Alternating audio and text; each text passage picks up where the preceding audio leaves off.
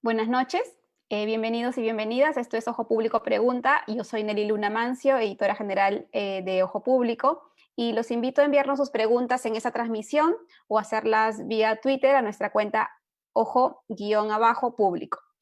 Hoy el Ministerio de Salud sinceró las cifras de fallecidos en el país a causa de COVID-19 y se ha identificado a 25.648 personas que han muerto por esta enfermedad.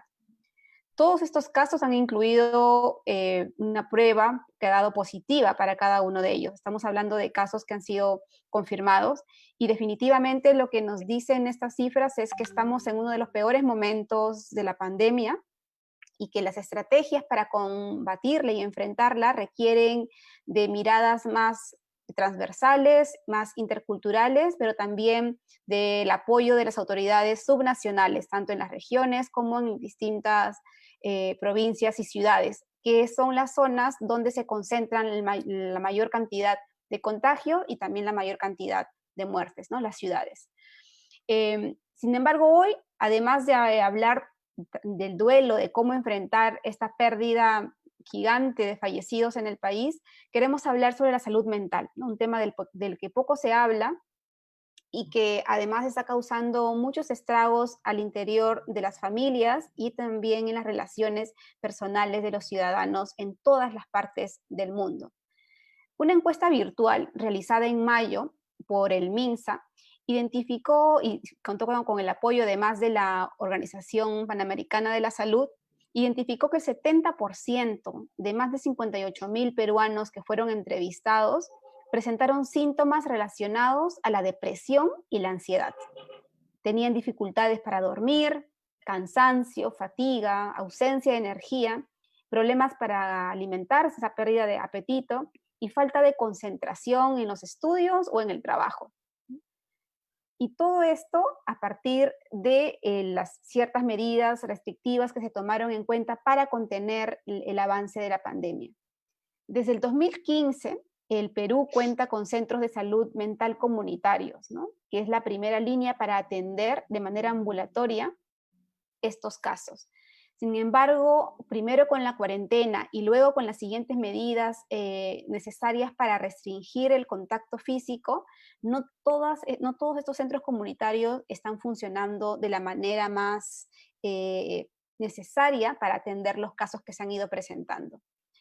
Hay 154 de estos centros en todo el Perú y tenemos a más de 38.000 personas aproximadamente por cada uno de ellos. Lo que nos dice es que no se dan evidentemente abasto para atender la demanda de pacientes y personas que tienen alguna consulta sobre este tema.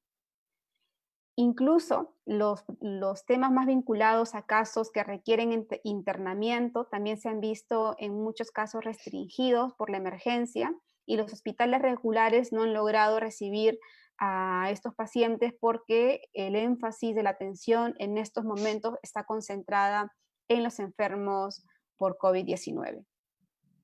¿Qué hacer y cuáles son los desafíos también para entender esta crisis en el país? Es lo que intentaremos conversar hoy día y hablar con nuestros invitados, ¿no? Para eso está con nosotras la psicóloga Jessica Cornejo Cusi, la médico psiquiatra Vanessa Herrera y el doctor Moisés Lemlich, psicoanalista, con quienes conversaremos sobre los desafíos para enfrentar esta situación, pero también los queremos invitar a plantearnos sus dudas y preguntas que han tenido en estos meses dentro de la cuarentena y ya luego fuera de ella, en su entorno familiar, laboral o de conducta con sus hijos o de relación entre los grupos sociales con los que tienen contacto para poder transmitírselos a nuestros invitados.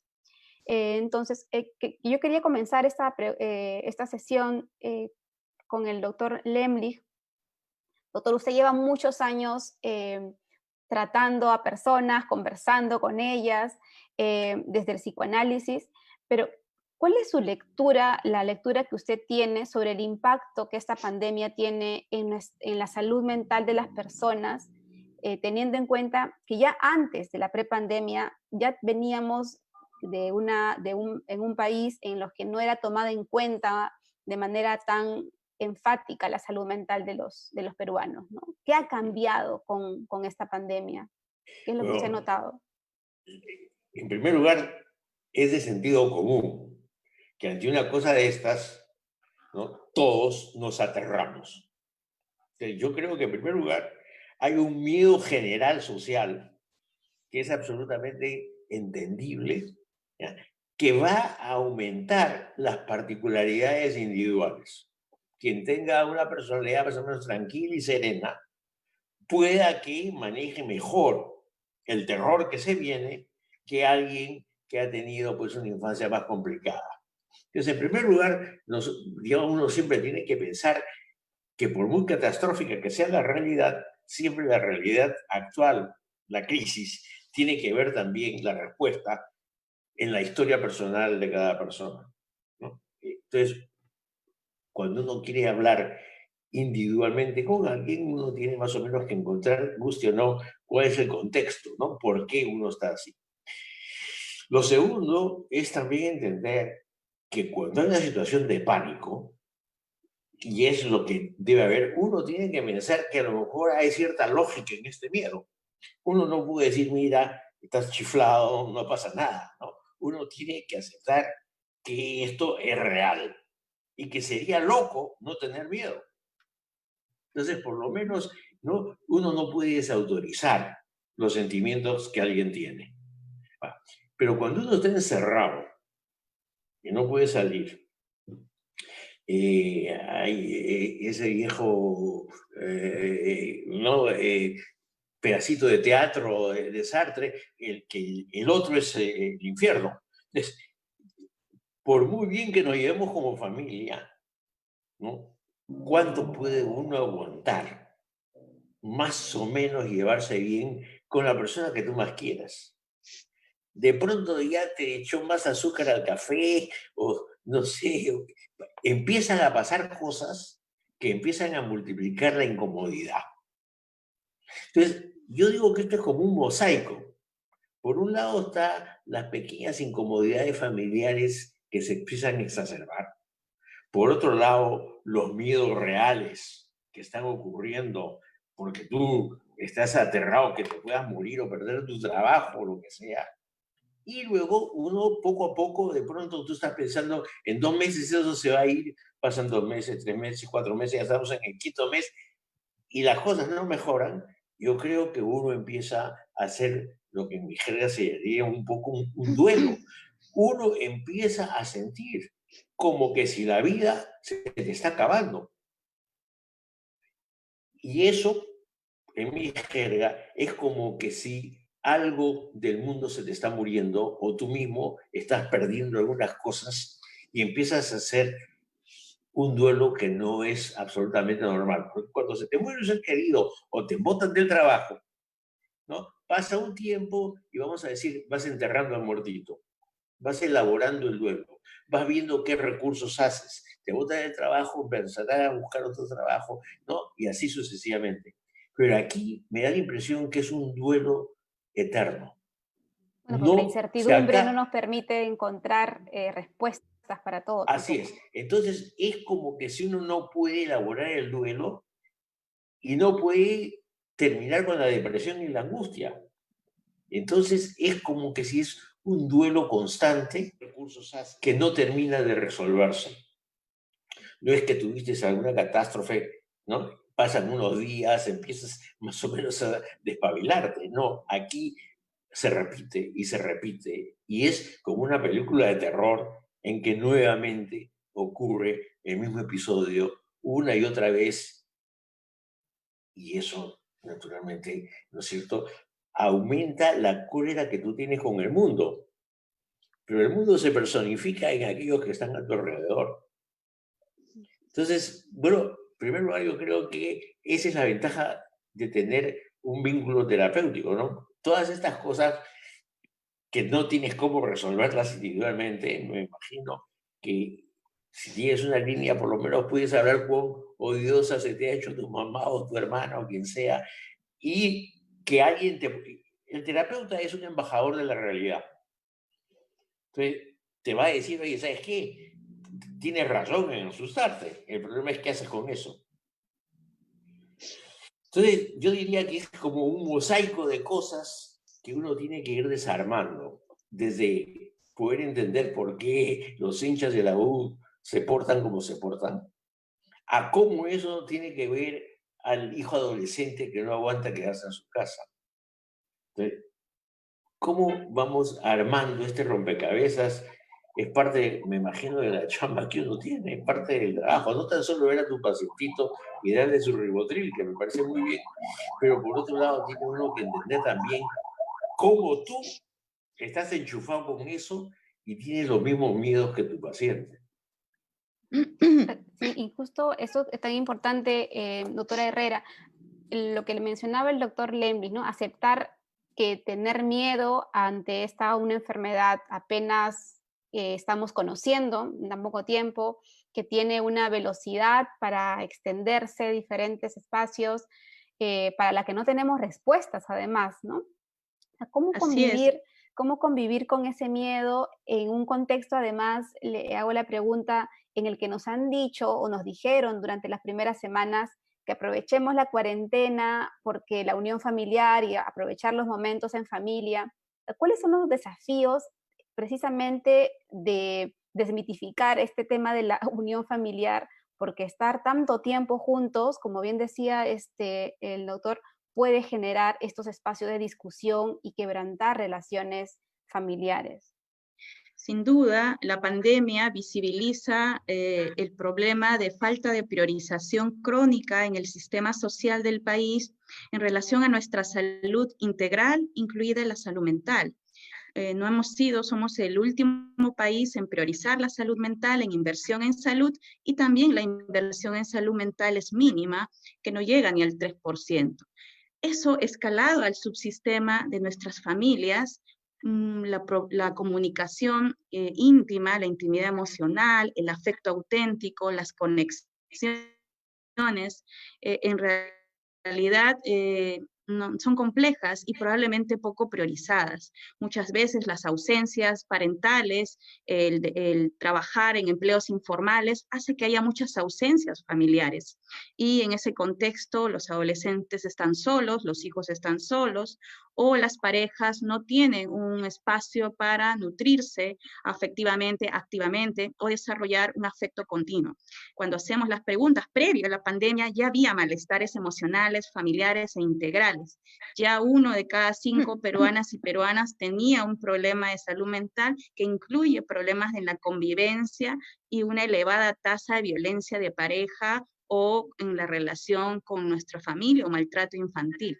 Eso, incrementándose a un nuevo estresor de una crisis humanitaria, como es la pandemia, amplifica o visibiliza la situación de crisis en la que podemos sentirnos. Aunado al colapso del sistema sanitario público, en la situación de elevada incertidumbre, una situación de múltiples pérdidas reales, ¿no? Han fallecido al menos un familiar, un amigo, un ser querido. Los niños ven pérdidas del desarrollo sexual, las parejas ven pérdidas de su sociabilidad, múltiples pérdidas complejas que sin duda van a afectar a corto, mediano, largo plazo. Hay mayor probabilidad de todo ello. ¿Qué hacer en ese proceso?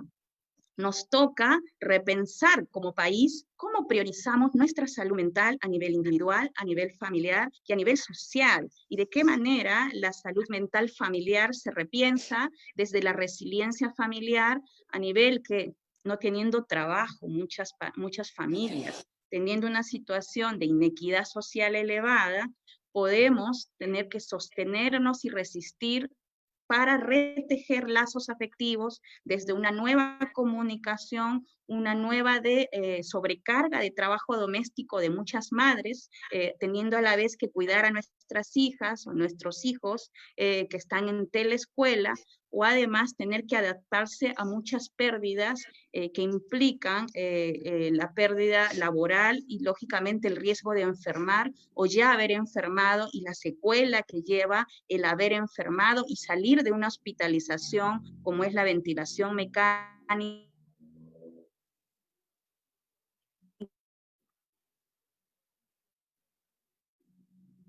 Sí, y todos los daños. La estamos perdiendo un poco, doctora Herrera, pero sí llegamos a escuchar de todo este contexto, además post recuperación que trae para algunas familias que tienen que reincorporar a familiares que han pasado por cuidados intensivos, además del proceso de duelo que vamos a hablar ahora también en un minuto. Doctora Cornejo, gracias por también estar con nosotros. En el caso de los niños, que es una de las cosas que también se ha estado mencionando mucho, hoy han vuelto a señalar que los niños son casi agentes de contagio masivo, ¿no? En esta enfermedad. Lo bueno es que ellos no son la población de mayor riesgo, pero pueden ser un factor un vector de contagio para muchas familias.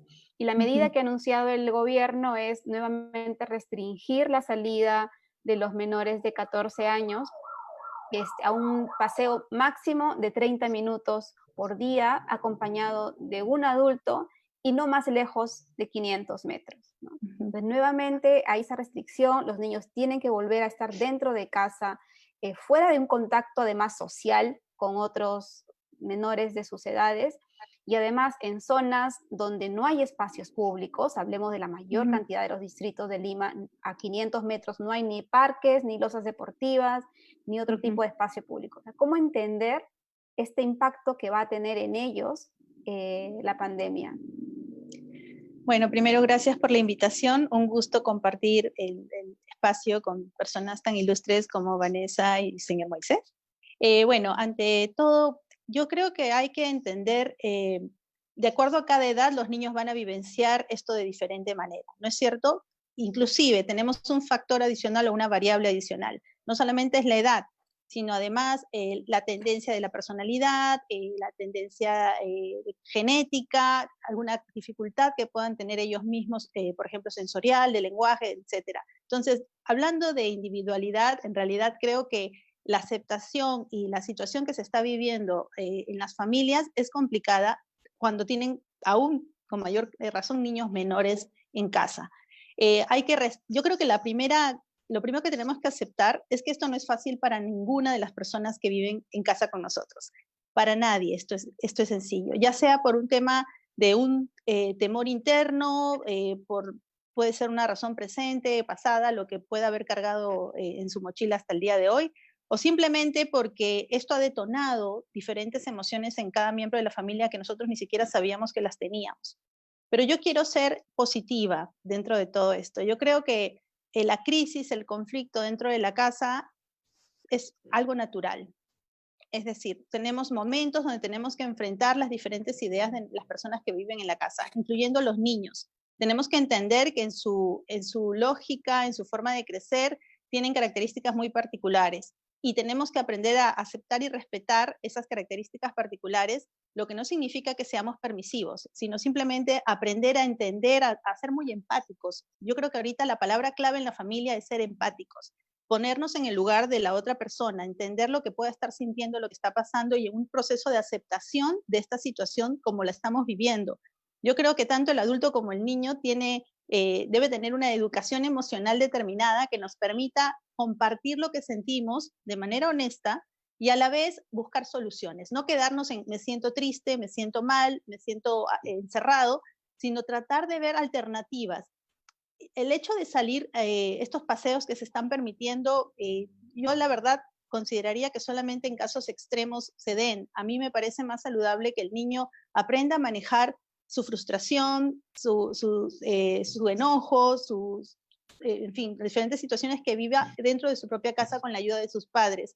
¿A qué me refiero? A que si hay un niño que sí tiene dificultades de estar encerrado en casa por alguna condición particular, entendería que necesite salir un ratito del ambiente y regresar, no sé, una vez por semana o algo por el estilo, para poder ayudarle a que cambie de aire. Pero en general, los niños tienen la posibilidad de recrearse junto con su familia en el ambiente del hogar. Creo que tenemos que buscar estrategias creativas para trabajar con ellos en casa, para tenerlos en actividad física, qué sé yo, rodar por el piso, dar saltos, bailar, cantar con ellos, hasta el hecho de respetar la privacidad en el caso de los adolescentes, pero tampoco permitir que estén mucho tiempo encerrados en su habitación, sino ayudarles a que después de su clase, de estar dentro de un espacio quizás cerrado, muy concentrados en su clase, puedan salir a un ambiente receptivo del hogar, en el sentido del que papá y la mamá puedan preguntar cómo te fue, sentarse, compartir los alimentos juntos. En fin, yo creo que es una oportunidad ahora de recrear nuestros sistemas, de no sentir temor porque nuestro niño está mucho tiempo en casa, porque eso aumenta nuestros miedos y nuestras angustias y nuestras ansiedades. Creo que ahora es un momento de respirar profundo, de ver las cosas de una manera mucho más positiva y entender que nuestros niños pueden sobrellevar esta situación. Creo que tenemos que creer que existe la capacidad en nosotros y en nuestros familiares, en este caso los pequeños, de poder sobrellevar la situación. Eso sí, tenemos que crear un ambiente saludable para ello. Lamentablemente, es verdad, muchos hogares que ya venían con problemas, obvio que en esta cuarentena, en medio de la pandemia y el confinamiento, estos problemas se han exacerbado y de hecho requieren una ayuda terapéutica. Pero pensando en positivo, por eso creo que es importante el factor empatía, el factor recrearnos, el factor buscar ayuda cuando lo necesite. Aquí las familias están con niños pequeños pasándola un poco difícil, pero yo creo que muchas de esas dificultades que tienen los padres están más en su cabeza que en los niños en sí. Me dejo entender. No digo que no existan dificultades en los niños y a veces poca tolerancia a todo lo que se está viviendo, pero a veces creo que somos los adultos los que creamos más los temores, creamos las angustias, creamos las ansiedades y las proyectamos en los niños, o simplemente hacemos que el ambiente esté tan cargado de ese pesimismo, de esa amargura, de esa tristeza, que el niño obviamente se ve afectado y todas las angustias y ansiedades en el adolescente también empiezan a desarrollarse, creo, más por responsabilidad de nosotros los adultos que de los mismos niños. Entonces creo que sí existe una gran oportunidad aquí en las familias. No creo que sea sencillo, es una gran labor, es un reto, pero sí creo que es posible. Mi punto de vista en ese sentido es mucho más positivo y optimista, porque nos está dando la oportunidad no hablo de unirnos y qué sé yo, ese cliché que se está utilizando, hablo de pensar de manera diferente, de que esas angustias y esos miedos nos ayuden a entendernos a nosotros mismos y proyectar en nuestras familias, en nuestros hijos de manera especial, un ambiente saludable, de confianza, un entorno donde emocionalmente maduren y crezcan, aprendiendo con frustraciones. A veces la tolerancia es baja, tengo que aprender a tolerar mejor alguna situación, y eso es inteligencia es adaptación. Entonces yo creo que hay un reto allí muy interesante con nuestros pequeños y es posible manejarlo. A veces con ayuda profesional sí, pero es posible manejarlo. Ahora volvemos también a hablar de ese tema. Vamos a dar un espacio a algunas preguntas que están llegando. Doctor Lembrix, una pregunta de Max Saheil. ¿Cómo superar el sentimiento de culpabilidad en caso de resultar el único positivo a COVID-19 de la familia y tus familiares están empezando a sentir síntomas? ¿No? Esa culpa que algunos pueden experimentar por haber sido asintomáticos o luego haber presentado los síntomas, pero haber contagiado a más miembros de la familia con la que se vive. Bueno, yo te diría que la lógica tiene que decir que uno es un vector accidental. No es que uno deliberadamente se porta mal y hace un daño porque eres una mala persona, ¿no? Está claro que esto es una gigantesca ruleta rusa universal, ¿no? Hablando de los rusos que ahora están inventándose que tienen su vacuna. Pero sí, bueno, o sea, si se recuerda la ruleta rusa, ¿no es cierto? Es poner la bala, girar el tambor y ver si es que te metes un balazo. Pero me da la impresión que todo el mundo se ha transformado en una ruleta rusa en que nadie sabe quién es el vector de transmisión. Entonces, creer que yo soy el culpable porque estoy transmitiendo es sobrevalorarse, ¿no? La verdad es que uno no es tan importante como para ser el agente del mal, ¿no? El agente del diablo que te pone a ti como transmisor del COVID. Yo creo que simplemente uno le tocó. Y una vez que te tocó, no tiene más remedio que hacer lo que los protocolos te mandan. Entonces, te toca, te sometes a la estructura, ¿no? Es decir, el protocolo manda y tú no eres sino una pieza de un tablero de ajedrez en donde te dicen cómo tienes que moverte. Entonces, más fácil decir esto, ¿no? Porque uno siempre, y eso pasa, y es parte de cómo nosotros somos, ¿no? Suponte que uno cruza la pista y te agarra un auto. Siempre uno piensa, pucha, qué idiota que fui. No, pasa un ladrón y te arrancha la cartera. Uno se siente culpable porque te han robado. Entonces, yo creo que parte natural de las estructuras psíquicas del ser humano es como si tenemos una propensión a la culpa. Imagínate, a cualquiera que le han robado dirá, ¿por qué me siento culpable que alguien me ha robado? No es porque uno es un idiota y te has dejado robar, es porque en la evolución, digamos, nos han metido en la cabeza, ¿no?, que todo lo que tú haces y todo lo que te pasa es tu responsabilidad. Cosa que también es un poco omnipotente. Entonces yo te diría que así como uno cruza la calle y te atropella un auto, o te sientes... Pero hay otra historia en ese sentido, ¿no? Digamos, se enferma un familiar, no te digo COVID, ¿no? Se muere un pariente, un ser querido. La cosa curiosa es que uno dice, pucha, ¿por qué no la llevé a este otro médico en lugar de al médico que fue? ¿Por qué en lugar de llevarla a este hospital no la llevé a este otro hospital? Entonces, naturalmente, no es que la culpa se va a desaparecer, pero por lo menos uno tiene que entender que la culpa es algo que uno tiene que trabajar.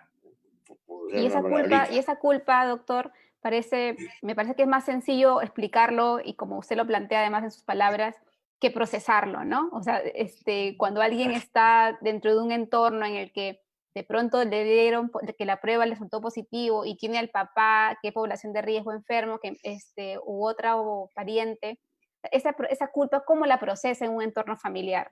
Uno tiene que entrar al protocolo, ¿no? No hay más remedio, digamos. Tú empiezas a obedecer estrictamente la regla del juego. Ese es el asunto. Bueno, aclarar, yo tomo como que eso es un poco omnipotente el creer que tú realmente, ¿no?, eres el agente del diablo que te ha tocado transmitir el COVID. No, pues te ha dado el COVID porque eres un piña o porque no te has cuidado, ¿no? Pero es parte de decir, por mucho que te cuides, igual esto está, sí, ¿no? Estás igual que otros 15 millones de personas que les ha dado esto. Mira, todas las agencias internacionales y todos los gobiernos del mundo tienen su responsabilidad, eso sabemos. No solo los chinos, como dicen los americanos. No, esto es parte de una responsabilidad comunal de nuestra especie. Entonces, no es una responsabilidad individual. Bueno, eso y también. tendrá uno... Ahora hay gente que siempre se siente más culpable que otra. Digamos, hay algunos que se sienten responsables, ¿no?, porque hay un terremoto no en África. Entonces, esa es parte de una estructura culposa o un poco un sentimiento de culpa, o gente que tiene una propensión a la depresión. Que Bueno, es también como te voy a son decir, condiciones para estar alertas, ¿no? Escúchame, en el peor de los casos, que se ponga un Satrix sublingual de 2.5 y se tome su tranquilizante. Yo sí creo que a veces se necesita eso. Estás muy nervioso, te sientes muy culpable, te tomas una pastillita no más de 3 o 4 días seguidos, pero eso definitivamente sirve. Hay quienes creen que toda medicación es mala. Yo creo que, ¿no?, en momentos de angustia y que uno se siente muy mal, 2 o 3 días bajarte la ansiedad con un tranquilizante es absolutamente válido. Que deberían estar justo dentro de las guías. Y ahora también volvemos a esa parte. Una pregunta de Milagros Cañas para la doctora Herrera y la doctora Cornejo. No sé, a ver quién se siente más cómoda con esta pregunta. Dice, ¿cómo ayudar a los niños a aceptar y entender la pérdida de su papá? Claro, esto es importante hablarlo. Muchas niñas, niños, ante la pérdida de un padre, muchas familias erróneamente ocultan el hecho, inventan, mienten o no hablan del tema porque existen los mitos y creencias de evitar sufrir o no incorporar la muerte como parte de la vida y entender esos procesos de hablar de esto y romper esos tabúes implica una serie de mitos erróneos en nuestras familias en relación al buen morir también. Parte del buen morir en nuestras familias es hablar de la muerte, prepararnos en familia, apoyar activamente a las niñas, a los niños, acompañarlos emocionalmente, generar nuevos rituales de despedida, hacer ese ritual especial y único que ella elija o él una cartita de despedida o lo que él quiera en su cultura, costumbre, único y especial. Es importante ello, no psiquiatrizar o no decir ya se deprimió o no dar pastillas así nada más a libre albedrío. Implica, primer paso, hacer la contención y el acompañamiento emocional. Implica hacer ese soporte familiar y procesar las fases del duelo. Va a haber una negación primero, que puede incluir la no aceptación, la culpa, que es humana y es normal, y las niñas, niños pueden sentir también eso.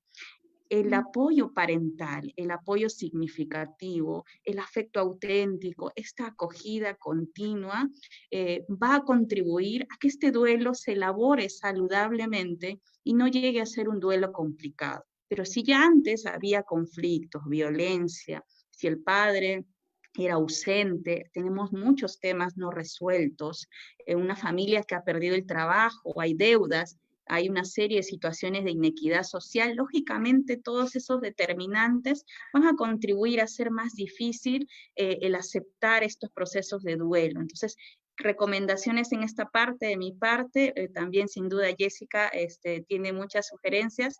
Yo enfatizaría desde el lado familiar, por favor, a esos papás, mamás o cuidadores, acompañen activamente en ese proceso, permítanse hablar y escuchar activamente en su desarrollo a las niñas y niños, permitámonos reelaborar nuevos rituales en ese proceso de despedida, los que acuerden en esta familia, y si ya ven que esto llega a escalar, ya hay conducta suicida que podemos ver incluso en nuestras niñas, niños, adolescentes, o situaciones de elevado riesgo, busque ayuda inmediata lo antes posible. Hay ya, como bien mencionamos, 154 centros de salud mental comunitaria, existe la línea 113, opción 5, para llamar y buscar orientación inmediata, apoyo emocional inmediato y saber por lo menos a dónde puedo buscar según mis seguros y buscar alguna alternativa en este proceso lo antes posible, ¿no? A mí, gracias Vanessa, pero a mí me gustaría complementar, muy bueno y acertado tu comentario, es el tema de, primero hay que, saber la edad de cada niño, ¿no es cierto? Ver la posibilidad de quizás darle una información a los más pequeños lo más concreta, lo más sencilla posible, y dependiendo de las preguntas que haga, también ir respondiendo de manera concreta y sencilla. Estoy hablando de los más pequeñitos, entre 2, 6, hasta 7 años de repente.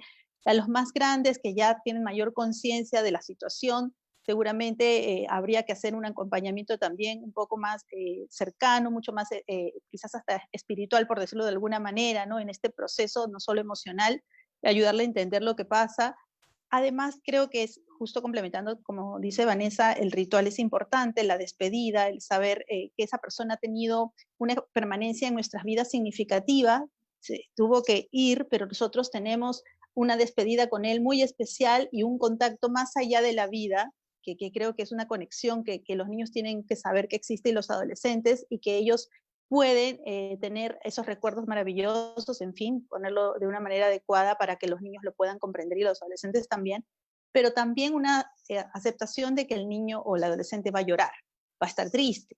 La tristeza es una emoción real, una emoción lógica en una situación como esta. No nos asustemos, no nos pongamos nosotros excesivamente ansiosos con la tristeza de nuestro niño, más bien acompañémoslo. Si tienen que llorar mamá y niño, mamá y niña, que lloren juntos, pero luego con la misma fuerza levantarse y tratar de ver otras actividades, tratar de recordar las cosas positivas, como les digo, tener la posibilidad de reconocer la emoción de la tristeza, pero también saber poco a poco, darnos el tiempo en medio de este proceso para que poco a poco esto vaya reduciéndose y poco a poco volvamos a una vida más o menos dentro de lo normal, ¿no? Dentro de las emociones un poco más placenteras, entre comillas. Pero creo que reconocer la emoción de la tristeza en nuestros niños es válido, es algo importante. El niño uno no le puede decir, ya deja de llorar, deja de pensar en eso, simplemente porque hacemos que este niño embotelle esas emociones y a la larga pueda, o el adolescente, y a la larga pueda sacarlo en algún momento de una manera inadecuada, desbordada, ¿no? Nosotros tenemos que acompañarlo entonces con esa emoción también y ayudarle a sobrellevar poco a poco, dándole su tiempo y respetando su tiempo también de duelo, ¿no? Porque ellos también lo viven. ¿Y cuán importante es esto, bueno, que mencionaba al inicio el doctor Lemling con aceptar el miedo, ¿no?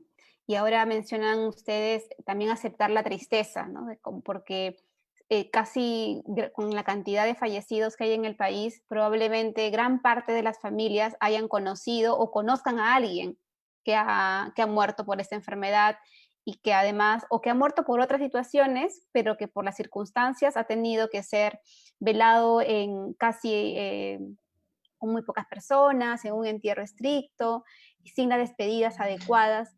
Y me preguntaba o sea, cuán difícil es que las familias entiendan que la tristeza es natural, que el miedo puede ser natural, y naturalizar esos sentimientos que no son placenteros, pero que son parte de esta convivencia y que nos van a acompañar unos meses más, ¿no? O sea, como una familia, porque además no sé si es un tema solo de este cliché que tenemos de que toda familia tiene que ser felicidad absoluta y llevarse bien.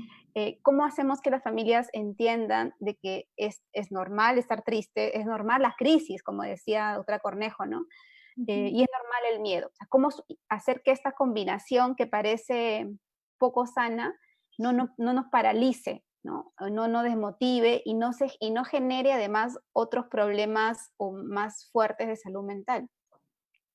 Sin no duda, sé si quieren empezar. sí, Vanessa. yo quería mencionar, enfatizando esto de las emociones auténticas. Las emociones auténticas que van desde estas emociones, llamémosle así, entre comillas, negativas, satanizadas muchas veces, son auténticas y necesarias en este proceso.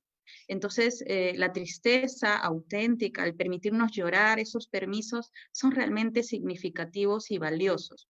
En realidad, lo que hemos visto en este contexto de epidemia y de pandemia es que al fallecer, más bien el resto no se ha permitido inmediatamente llorar.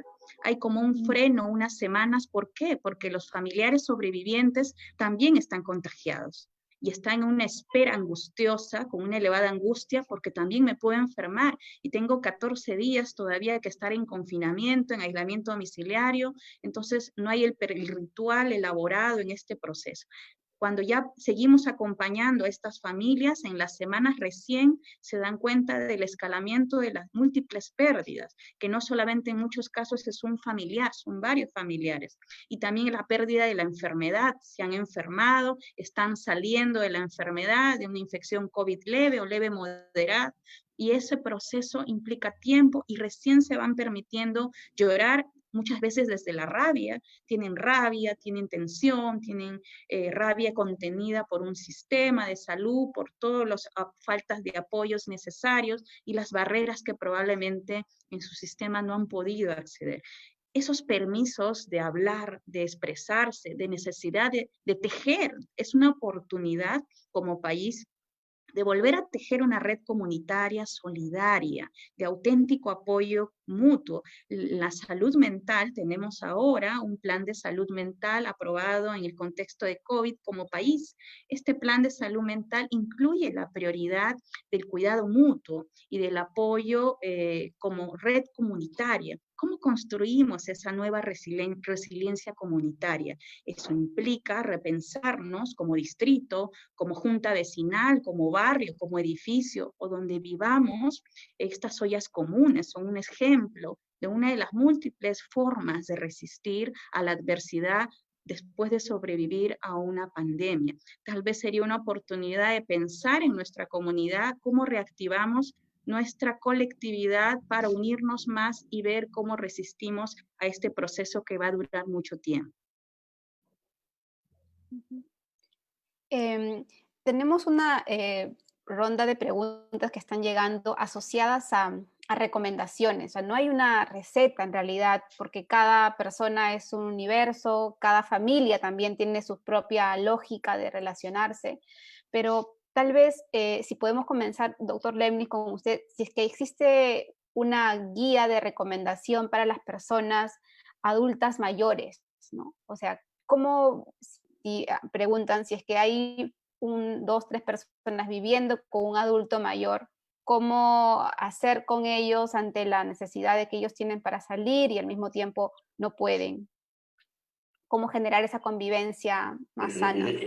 Es la gran pregunta. En primer lugar, un adulto mayor tiene no un miedo, tiene dos miedos, ¿no es cierto? O tres. El primer miedo es el miedo que todos tenemos. El COVID tiene un porcentaje de gente que se va a morir. Entonces, el problema es que un adulto mayor triplica esa posibilidad.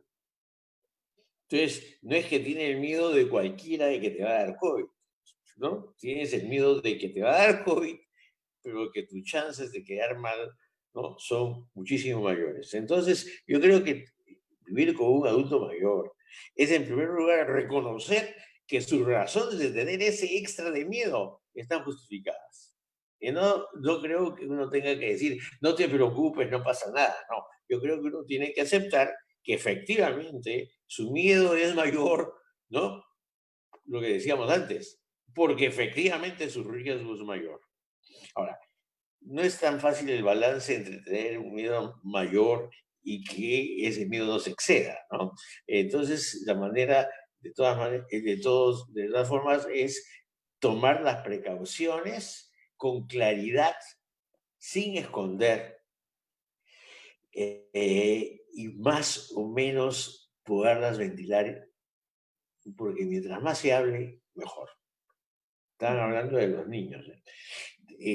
Pensaba que con los adultos mayores también es así. Igual los niños. Los niños tienen una idea de la muerte desde bastante temprano. Entonces eso de querer ocultar es un gran error, porque los niños saben que se les está mintiendo. Saben, tienen una idea. Igual el adulto mayor sabe que le quieren dorar la píldora. Y uno no, pues no quiere que le doren la píldora. Uno quiere saber más o menos una verdad con su toquecito de optimismo, pero una verdad. Entonces, lo primero es conversar con franqueza. Nada de medias tintas. Y garantizar el seguir, en este caso, los protocolos, ¿no? Y creo que hablar de las viejas historias, ¿no? Algunos de mis colegas hablaban también de eso, ¿no? Un poco revivir la historia de la familia. El rol de ese adulto mayor que está pasando, claro, no es que uno dice paso la antorcha para que ya yo me despida, sino paso la antorcha de tal manera que yo pueda ir viendo también qué está pasando con la antorcha que yo paso. Creo que es un buen momento de reescribir la historia familiar, de hablar de una manera no dramática, pero quizás hasta con humor, el rol que jugó esa persona mayor, quienes se parecen a él, quienes no se parecen a él, en fin. Pero decir la verdad, tomarlo con humor, pasar la antorcha y seguir los protocolos y las reglas.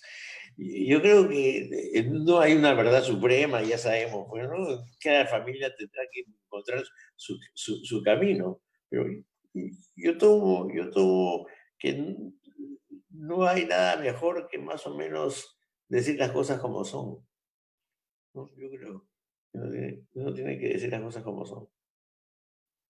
Ahí me quedo. Ok, Sí. doctor Lemnis. Y en el caso también de cómo hacer para identificar, por ejemplo, la situación de convivencia, como hablábamos al inicio, es cada vez, puede ser más crítica para unos o menos tal vez para otros, depende incluso de la cantidad de miembros de la familia, ¿no? De cuántas personas vivan en una sola casa, Claro. todo eso aporta. Pero ¿qué síntomas debería ser capaz un miembro, por lo menos, de identificar para empezar a pedir ayuda? O sea, ¿en qué momento deja de ser normal la crisis familiar para decir, no, esto lo tengo que consultar con un especialista? Yo te voy a decir algo, ¿ya? Eso lo sabe la familia. Y yo creo que es difícil de describir, pero es fácil de sentir. Y hay un momento en que uno dice, no aguanto más. Estoy harto. ¿No? Chillo, pataleo, o cuando uno pasa a la violencia física. No, pero creo que el decir, ya no aguanto más, ya estoy harto, es un buen indicador. Ahora, sí creo que efectivamente la intervención de un tercero a veces es fundamental. No, a veces las familias no pueden resolver las crisis solas. Tienen que pedir esta ayuda de afuera. Yo decía que el terapeuta es un embajador de la realidad, ¿no? Alguien de afuera que puede elaborar estos conflictos. A veces es imprescindible. Y digo, ¿cuándo es ese momento? Cuando la familia crea que es ese momento. Si me permite, Moisés, Sí. permíteme discrepar un poquito en ese sentido. Ok, de eso se trata, para discrepar estamos. Sí, en nuestro país recuerden que existe un elevado estigma hacia hablar del cuidado de la salud mental y también por ende de los problemas de salud mental. Entonces la mayoría de familias ante un problema de salud y también de salud mental y salud mental familiar demora a buscar ayuda. Generalmente el Instituto Nacional de Salud Mental hizo un estudio y preguntó a las familias en un estudio epidemiológico por qué no acudía a ayuda, por qué acudía tardíamente. La primera razón que decían es porque yo creía que podía superarlo solo, luego no sabía dónde acudir y luego no tenía dinero para desplazarme o acudir a esos servicios cuando había menos desarrollo de servicios de salud en general mental. Entonces, lo cierto es que tenemos una sociedad, y hay que aceptarlo también, con poca educación en salud, con poco acceso también o conocimiento de la red de salud disponible y también poco apoyo, porque no solamente son los servicios institucionales, hay un enorme tejido comunitario que también son apoyo mutuo.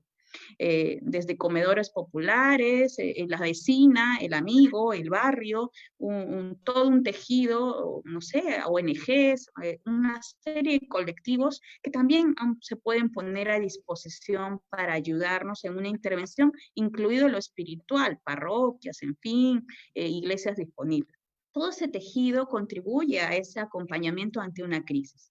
Sí es importante resaltar algunos señales de alerta para contribuir en esa educación. Si yo ya me doy cuenta que la comunicación llega a ser patológica, efectivamente, pero si yo ya me doy cuenta que está afectando mi funcionamiento, si a nivel individual yo ya mayormente en el día, casi todos los días, me siento decaído, triste, no voy a trabajar, no tengo ganas de, teniendo trabajo, ni siquiera de hacer o participar en el proceso de crianza familiar. Si yo ya estoy teniendo conductas de riesgo, como tomar en el cuarto, en la casa, fumar excesivamente, o la situación de riesgo hacia nuestra propia vida, una conducta suicida, o incluso de agredir a otra persona en un contexto de impulsividad, son algunos de los muchos factores o señales de alerta que se incrementan, que ya previamente ya los teníamos probablemente y no lo sabíamos. Recuerden, 1 de cada 5 ya tenemos un problema de salud mental y no lo sabemos o no lo queremos aceptar.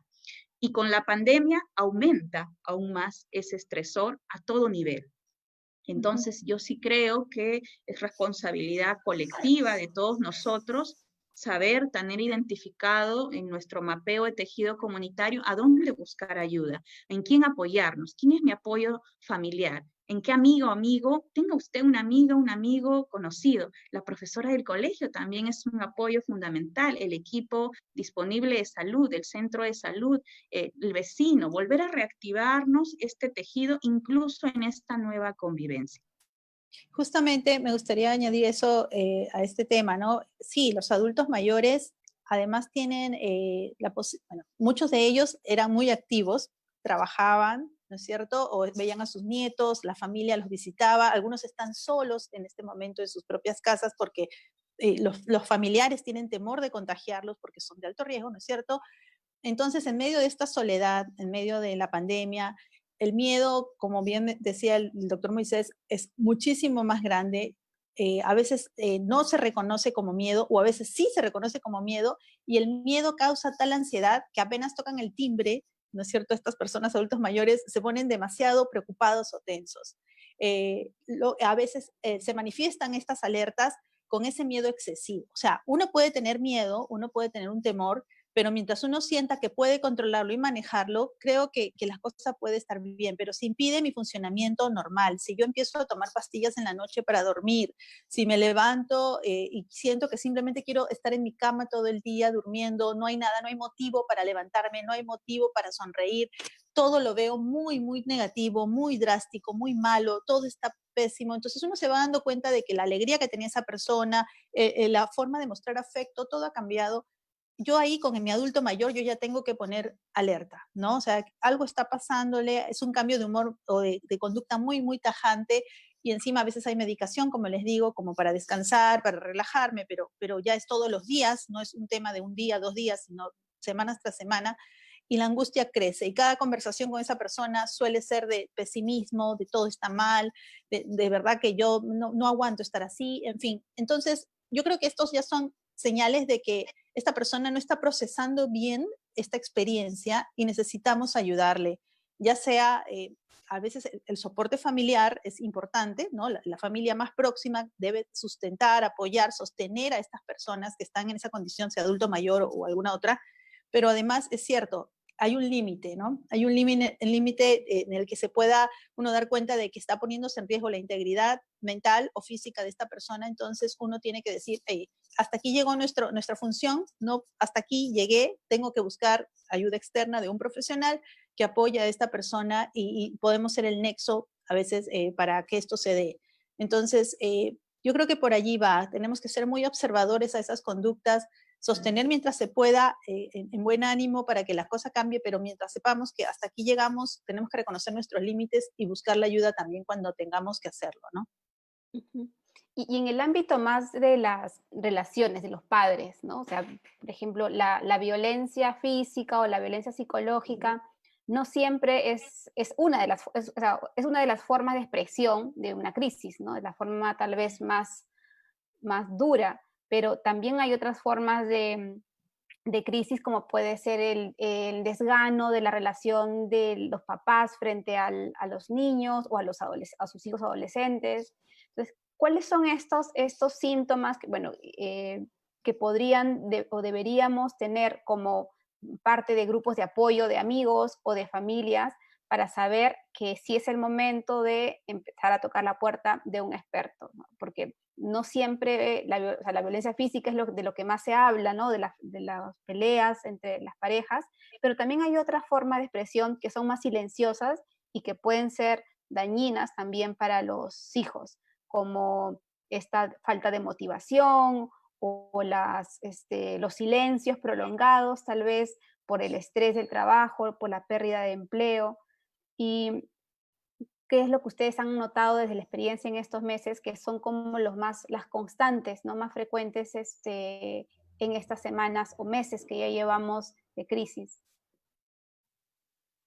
Bueno, en realidad, Uh-huh. hablando de crisis, en realidad son múltiples crisis. Cada acontecimiento vital de por sí podía manifestarse en una crisis. Perdí el trabajo, es una crisis para el ciclo de esta familia. Mi hija tiene que ahora hacer teleescuela y no tener encuentro social con sus amigos. Mi hija está en quinto de secundaria y no va a poder hacer la promoción. Mi papá falleció, mis dos papás fallecieron, me doy cuenta que no amo a mi pareja y que esta relación de pareja no funciona, o me doy cuenta que es más visible el conflicto con mi hija joven o mi hijo joven que no encuentra trabajo o que tal vez abandonó la universidad por el tema económico. Son los estresores, uno de los muchos estresores. El tema de muchas personas mayores que no pueden ir a trabajar y se sienten como que no validados como sociedad, reconocidos en ese proceso lo suficiente. Y muchos están pensando a anticipar incluso su jubilación. Cada uno de estos acontecimientos vitales son estresantes, implica una pequeña o gran crisis, va a depender de los factores protectores y resilientes que tengamos como familia y como país y sociedad, y implica una intervención que no siempre va a necesitar de un terapeuta, pero sí tenemos que implicar priorizar el autocuidado familiar, la comunicación eficaz, el afecto continuo, el respeto mutuo y la confianza. La mayoría de familias muchas veces no nos permitimos dar y pedir afecto, no comunicamos explícitamente nuestras emociones o hablamos activamente más que una rutina, y no hay mucha confianza, y eso se hace muy visible en una etapa de confinamiento o de aislamiento social, ¿no? También creo que estabas mencionando el tema de la indiferencia, que es un tipo a veces de violencia en casa, ¿no es cierto? Bueno, yo creo que ahora, si antes los papás estaban fuera de casa por trabajo mucho tiempo, tanto en la zona rural como en la zona urbana, o sea, el trabajo se daba y los papás tenían que dedicarse a ello. Ahora con el teletrabajo a veces nos cuesta poner límites de cuánto ocupa el tiempo laboral en nuestra vida, y para muchos hay un tema de dejar al niño con alguien, con algún otro adulto en casa que tenga sus clases virtuales, que lo acompañe, que lo siga, ya sea un familiar o alguna nana, alguien a quien puedan pagarle o qué sé yo, pero el tema es que los papás están tan que a veces nos cuesta, no todos, yo diría que yo conozco al menos en mi experiencia a un buen grupo que gracias a Dios el estar en casa con sus hijos les ha permitido compartir experiencias hasta de tipo de clases, ¿no? Las clases virtuales y hay un acompañamiento muy simpático y lindo en eso, ya ha mejorado mucho la relación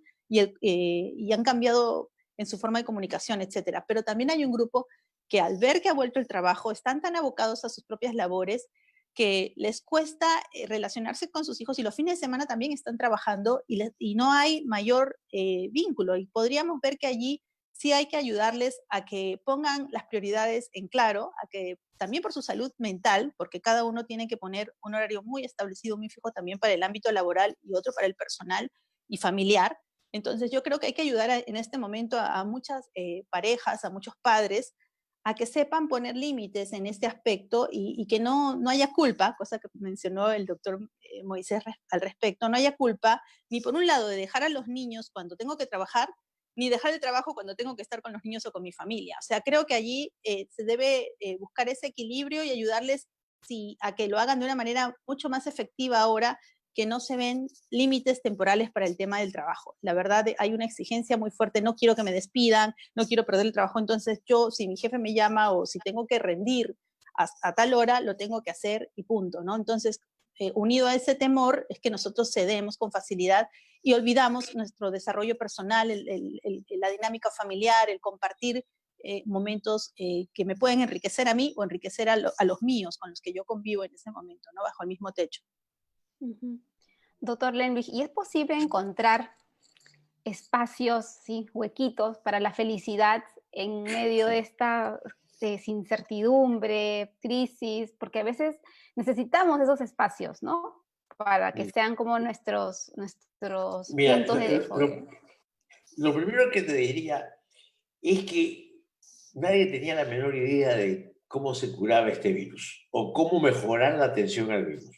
Y a lo largo de este tiempo, antes nos decían, mira, no hay que usar máscaras. ¿Se recuerdan la época en que te decían, no se deben usar máscaras? Y después te dicen, ¿es obligatorio usar máscaras?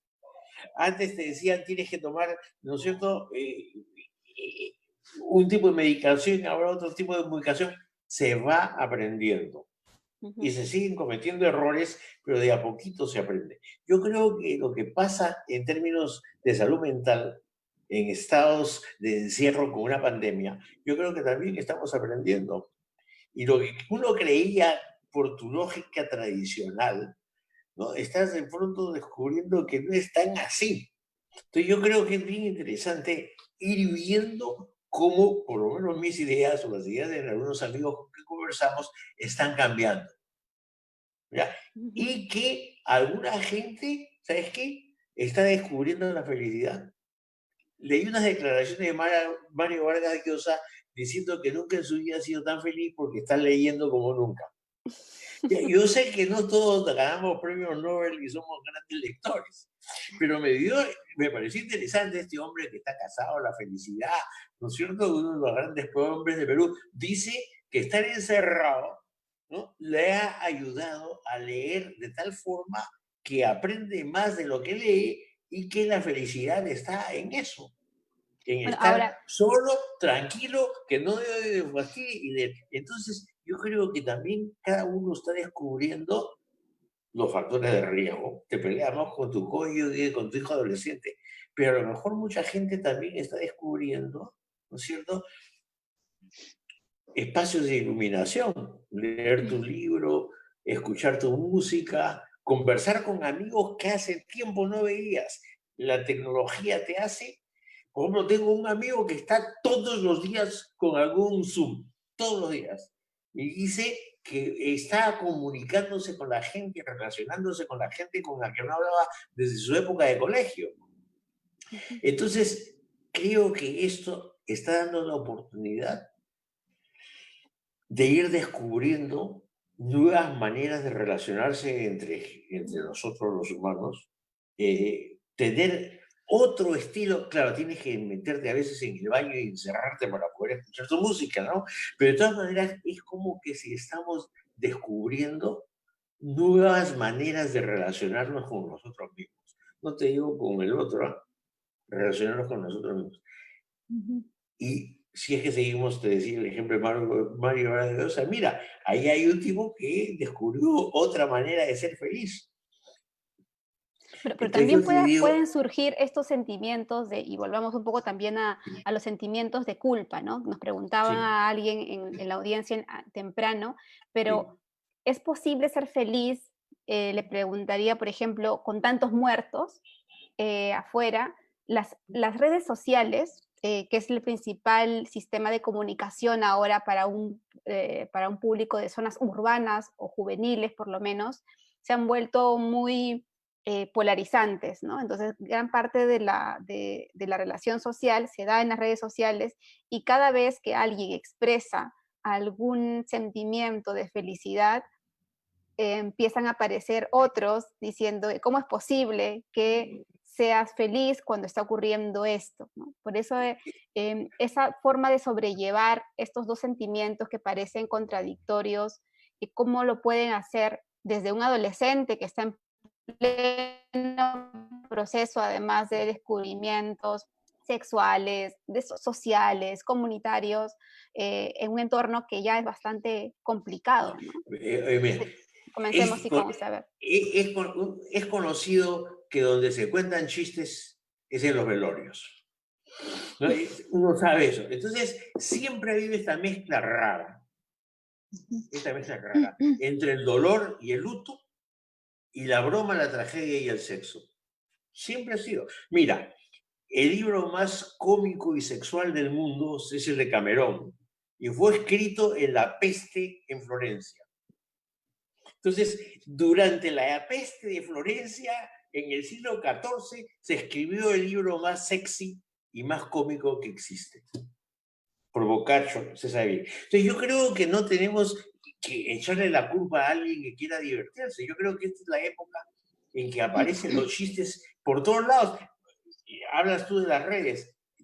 Todos los días uno aparecen chistes, que algunos son buenos, otros son malos, pero de todas maneras es un intento de disminuir el dolor. Eso es tradicional.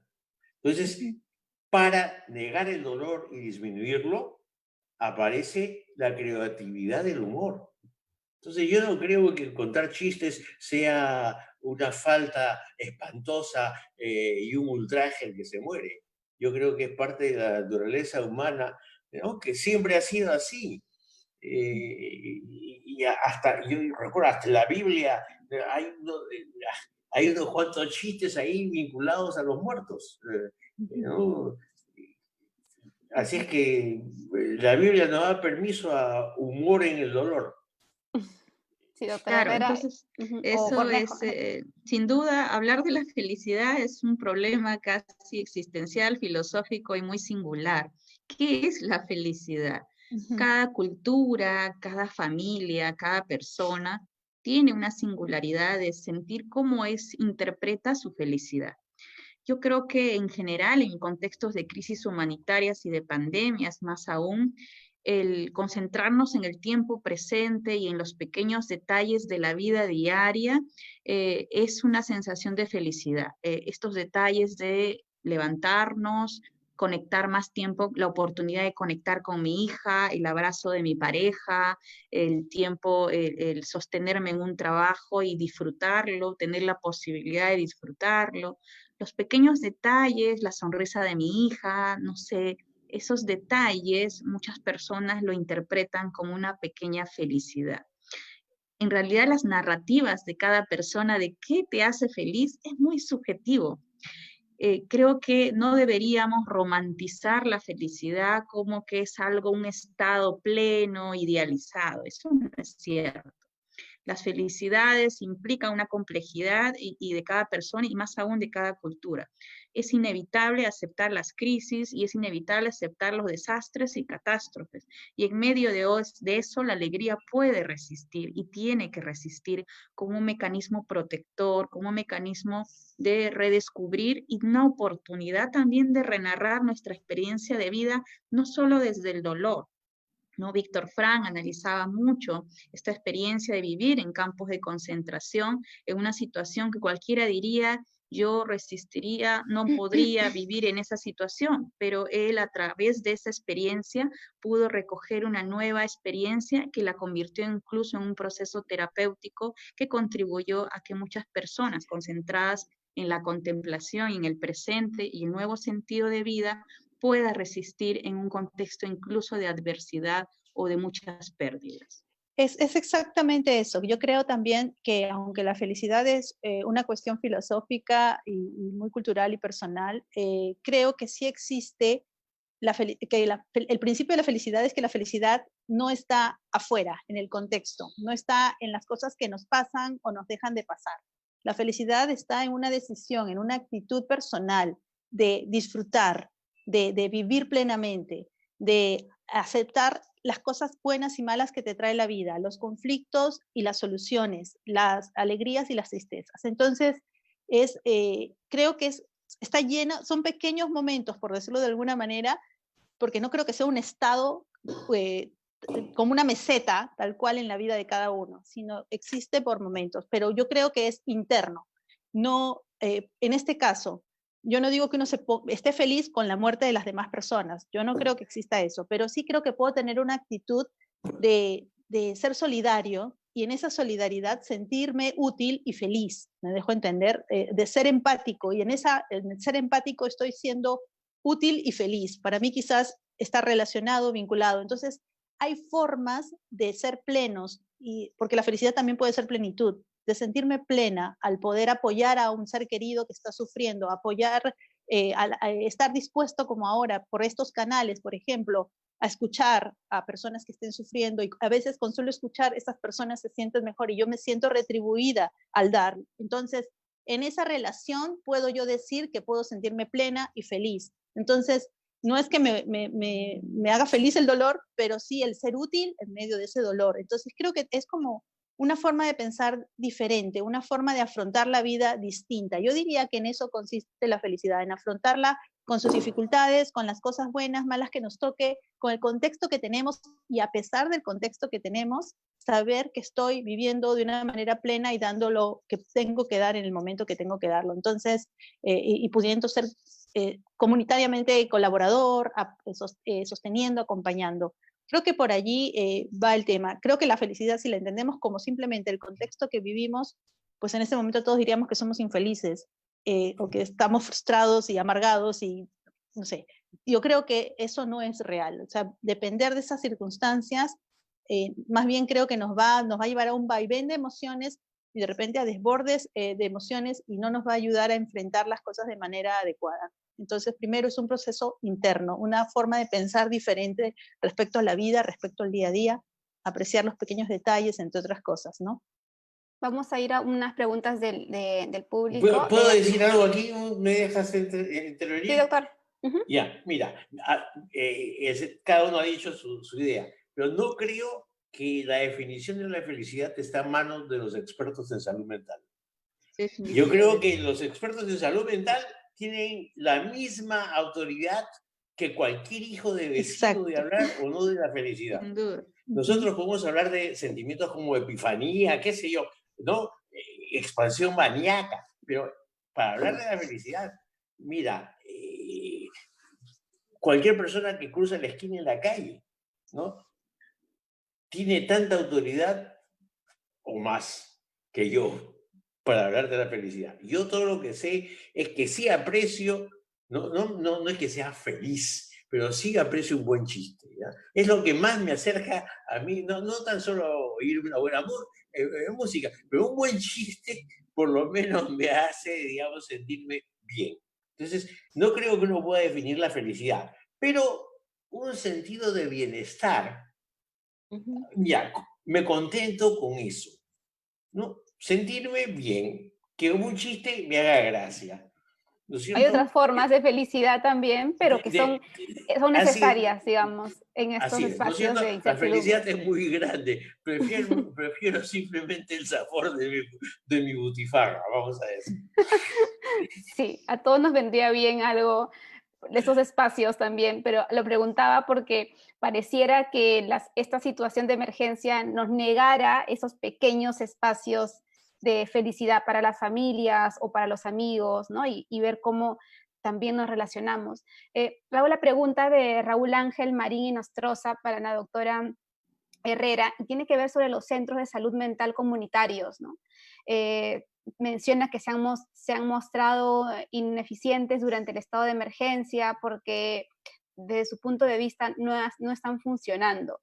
Dice que hay factores de riesgo, de ansiedad que no han estado atendiendo, y cómo hacer frente a esta situación, no solo como individuos, sino como ciudadanos, ¿no? O sea, cómo fortalecer políticas públicas que realmente sean efectivas para atender la salud mental. Yo lamento que pueda tener esa opinión. Creo yo que no es tanto así. Los centros de salud mental comunitaria apenas se abrió este decreto de urgencia, se han mantenido en funcionamiento y han puesto líneas a disposición inmediatas, y se han dado equipos, de todo el equipo constituido, piquetes mínimos efectivamente para cuidar la vida en este proceso complejo y difícil. Y probablemente, lamentablemente, muchas de las líneas rápidamente se fueron saturando y se generó este colapso, que es un colapso sistémico. No es solo de los centros de salud mental comunitaria, es de toda la red de salud. Recuerden ustedes que tenemos apenas una reforma de pocos años y apenas el Ministerio de Economía ha dado un poquito de dinero, muy poquito de dinero. La recomendación mundial, la Organización Mundial de la Salud, es que lleguemos a 10% de todo el presupuesto de salud. Nosotros apenas tenemos el 3%. Insistiendo con lineamientos de política sectorial en salud mental por el presidente, que va a ser una prioridad la salud mental. Lo cierto es que el dinero inyectado para salud mental es ínfimo. Y más bien el equipo de salud mental comunitaria ha resistido. ¿Qué hubiera pasado si no hubieran estado esos equipos? No quiero ni imaginarme cómo hubiera sido la respuesta de miles de ciudadanas que sí han logrado acceder a estos servicios en programas de continuidad de cuidados, ¿no? Sería importantísimo que tal vez ahora más que nunca, que ya estamos en desconfinamiento, volver a insistir, a acceder a esos servicios. Muchos de los centros de salud mental comunitaria dependen del gobierno regional, hablando en regiones. Y estos gobiernos regionales, lamentablemente, muchos de ellos no priorizan ni la salud mental.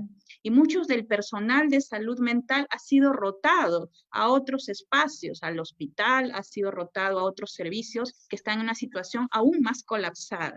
Entonces, es una cuestión muy compleja, pero lo cierto es que los servicios están activos, los servicios están abiertos. Hay líneas telefónicas y hay centenares de personas y familias que vienen siendo acompañadas, incluso haciendo activamente intervenciones, y estoy de acuerdo, que tenemos que visar, pero ¿cómo la visibilizamos? Desde la prioridad en la inversión en salud mental. No puede ser que haya un plan de salud mental sin financiamiento explícito del Ministerio de Economía y Finanzas. No podemos hablar de que es una prioridad de salud mental si no hay dinero suficiente, si la inversión que se está estimando para el... Entonces, es realmente las barreras de un Estado que no prioriza la salud total y no prioriza auténticamente seguir con un modelo de reforma de la atención de salud mental y que sea sostenible para que auténticamente contribuya al desarrollo humano y la recuperación total que es posible, más aún en un contexto de pandemia. Creo que es importante analizar juntos y seguir haciendo estos espacios de reflexión con la comunidad para ver algunas alternativas para seguir impulsando estos cambios. Okay. Vamos a ir a una siguiente pregunta para el doctor Lemlich, y si alguien más de la audiencia que nos está viendo tiene alguna duda, estamos ya a 10 minutos de cerrar el programa, entonces los invitamos a que puedan hacerlas a través de esta transmisión. Mientras, doctor Lemlich, Aranza Zamudio le pregunta, ¿cómo cree que los vínculos en esta pandemia se han visto afectados, ¿no? Menciona Aranza, hoy en día se ve que hay relaciones que se ven afectadas y se dificultan, otras en cambio se fortalecen, y existe un sentimiento de soledad y aislamiento que promueve o genera impactos en estas relaciones interpersonales o vínculos de pareja, ¿no? Menciona. Tenía un amigo que me decía, mira, las cosas son igual que antes, solo que más. Entonces, tiene un punto. ¿Ya? No es que porque estemos encerrados por 4 meses, un día o 5 meses, ¿no? La relación va fundamentalmente a ser diferente, ¿no? Yo creo que por supuesto que va cambiando, pero de alguna manera sigue la línea más o menos que tenía antes. Muy bien. ¿Qué te quiero decir? Se intensifican los sentimientos y los pedacitos que estaban escondidos de pronto salen a la luz. Entonces, uno tiene que empezar a tolerar las sorpresas. No la sorpresa de lo que tu cónyuge te dice, sino de pronto de lo que tú le dices a tu cónyuge. Entonces yo creo que lo primero no es estar alerta a qué te van a decir, cómo se van a quejar, qué te van a recriminar, sino de pronto estar más alerta a las ganas que tú tienes de empezar a hacer más exigencias. Entonces yo lo pondría, mira, ¿sabes qué? Abre el ojo para tu cabeza.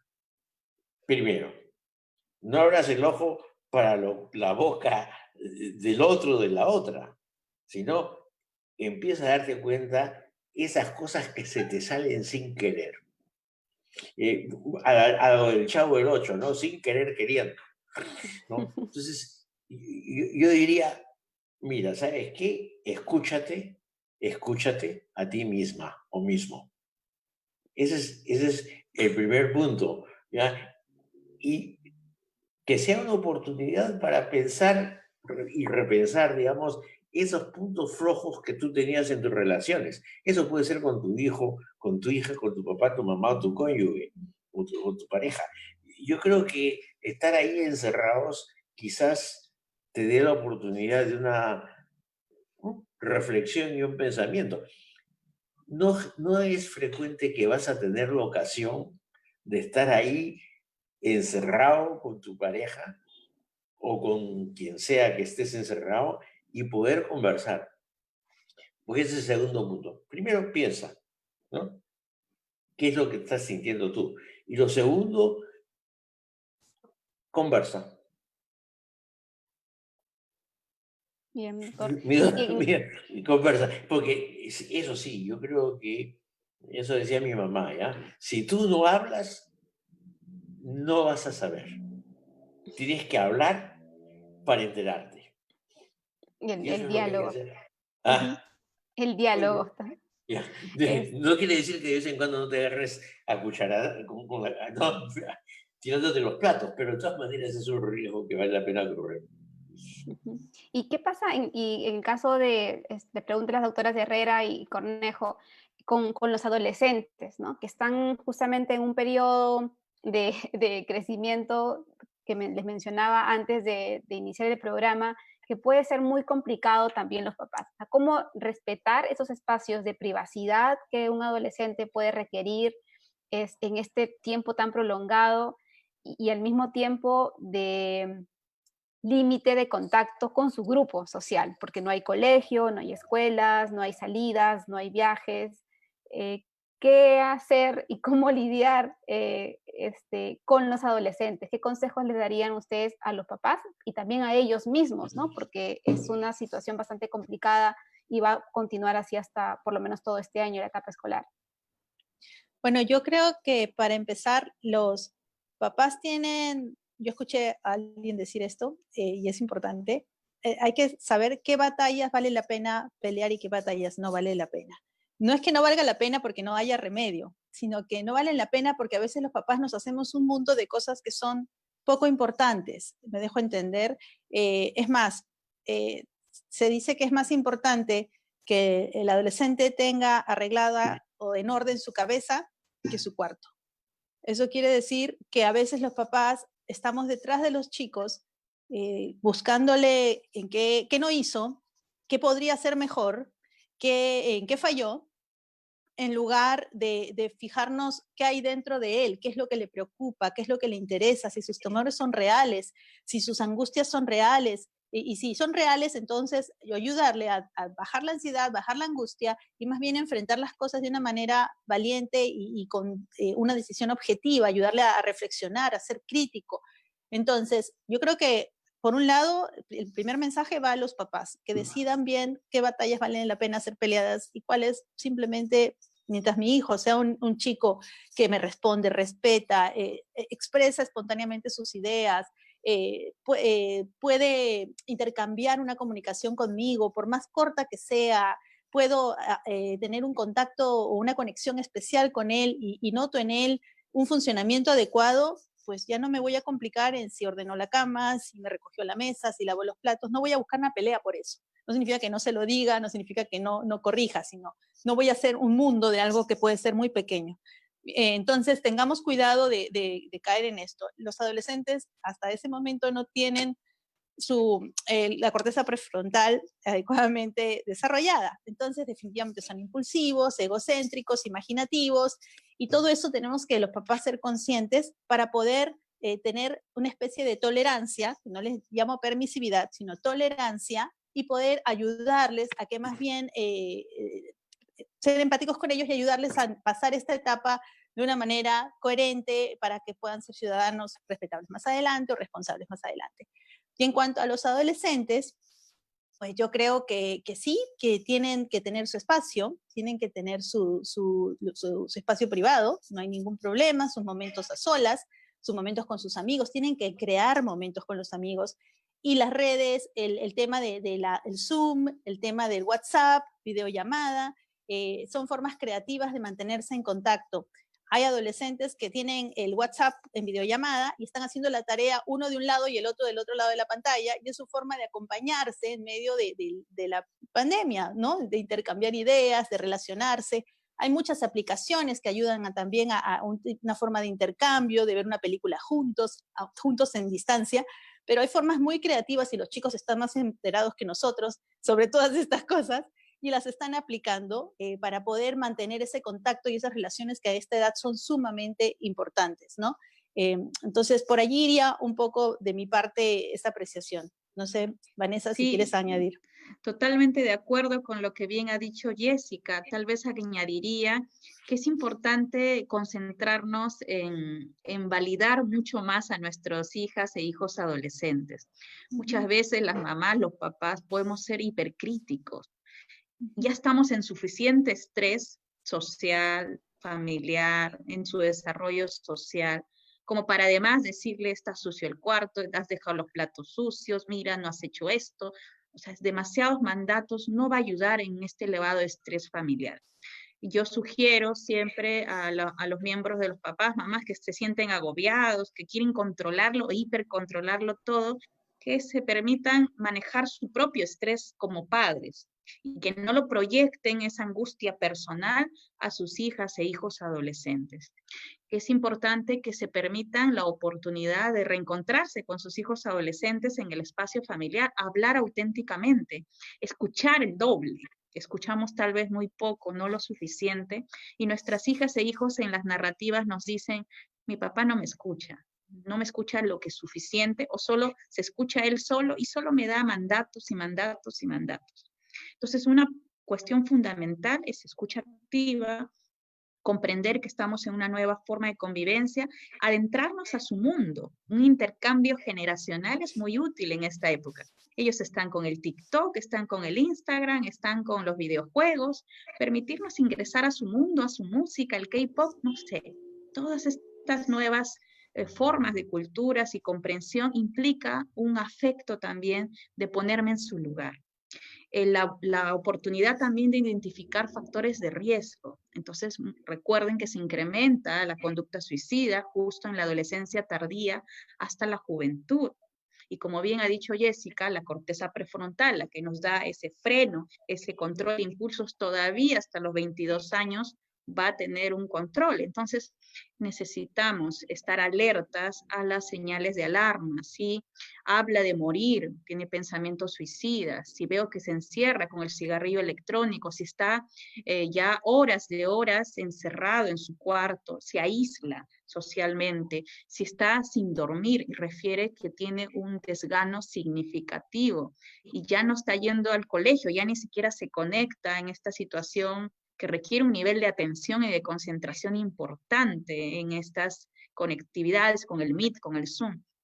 Todo eso, el aislamiento y no tener más apoyos familiares, o ya tengo un conflicto importante, o peor aún, si hay un tema de riesgo de violencia sexual y el agresor está ahí en casa, en nuestros adolescentes, o peor aún, una situación de embarazo no deseado, es necesario estar alertas como familias protectoras suficientemente buenas para acompañar a nuestras hijas e hijos adolescentes y estar ahí aún más presente como una oportunidad de esta pandemia.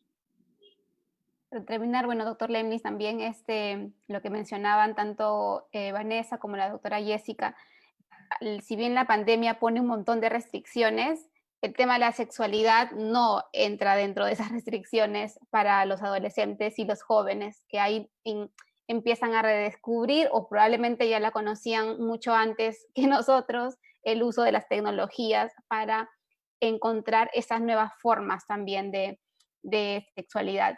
Con esta pregunta terminamos, doctor Lemnis. ¿Cómo ve usted o qué le diría a los papás que tienen que de repente no conocer? Vanessa nos decía, tienen que conocer las nuevas redes sociales, involucrarse en estas redes. Pero yo recuerdo, doctora Herrera, cuando yo era adolescente, lo que menos hubiera querido tal vez es incorporar a los papás. O sea, ¿cómo puede generarse ese diálogo para ir cerrando con el programa? Mira, yo te voy a decir mi frase, ¿ya? La vaca se olvida cuando fue ternera. ¿Ya? Yo creo, ¿no?, que uno tiene que recordarse, ¿no?, cómo me importaban un pepino mis padres y ¿sabes qué? No salí tan mal. Entonces yo creo que hay que darle más crédito a nuestros hijos, porque a la larga van a encontrar su camino. Claro, si es que están muy chiflados, habrá que protegerlos, pero básicamente recordar nosotros vacas, ¿no? Recordar cómo éramos cuando éramos terneras. Entonces te diré nada más que eso. Sí, y bueno, yo quiero agradecer tanto a la doctora Jessica Cornejo, a la doctora Moisés Lemblis y a Vanessa Herrera por acompañarnos en este programa. Se han quedado varias preguntas del público que no hemos podido atender, pero siempre es importante, y yo recojo aquí las palabras de la doctora Herrera, estar alertas a esta situación y buscar siempre la ayuda de un especialista. Están los centros comunitarios, están los números telefónicos del Ministerio de Salud.